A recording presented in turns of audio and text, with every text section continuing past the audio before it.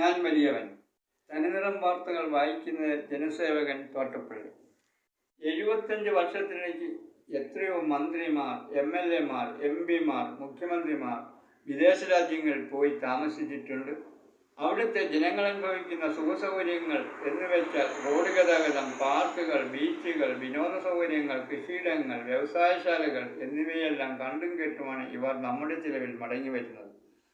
ആ രാജ്യങ്ങളിൽ കണ്ട വികസനത്തിൻ്റെ ഒരംശമെങ്കിലും എൻ്റെ നാട്ടിലെ ജനങ്ങൾക്ക് ലഭ്യമാക്കണം എന്ന വിചാരത്തോടുകൂടി നമ്മുടെ സർക്കാരുകൾ ശ്രമിച്ചിരുന്നുവെങ്കിൽ കേരള ജനതയുടെ ജീവിത സാഹചര്യങ്ങൾ ഹൈടെക് ആയേനെ.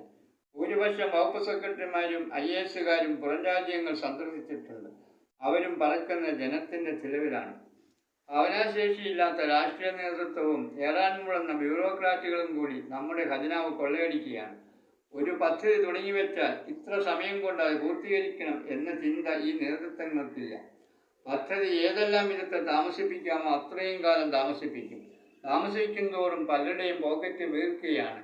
പദ്ധതിയെക്കുറിച്ച് പരസ്പരം ചെളിവാരി എറിയുന്നവരുടെ ലക്ഷ്യവും അതാണ്. അതിന് കേരളത്തിന് ആയിരക്കണക്കിന് തെളിവുകൾ നിരത്താൻ സാധിക്കും. ആലപ്പുഴയുടെ ബൈപ്പാസ് നിർമ്മിക്കാൻ 18 വർഷമെടുത്തു. 3 സർക്കാരുകൾ മാറി മാറി ഭരിച്ചു എന്നോർക്കണം. കേരളത്തിലെയും കേന്ദ്രത്തിലെയും സർക്കാരുകൾ ഒരു പാർട്ടിക്കാരുടെ ഭരണത്തിലായിട്ട് പോലും പദ്ധതി നടപ്പാക്കാൻ കഴിഞ്ഞില്ല. അതുപോലെ കൊല്ലം ബൈപ്പാസും.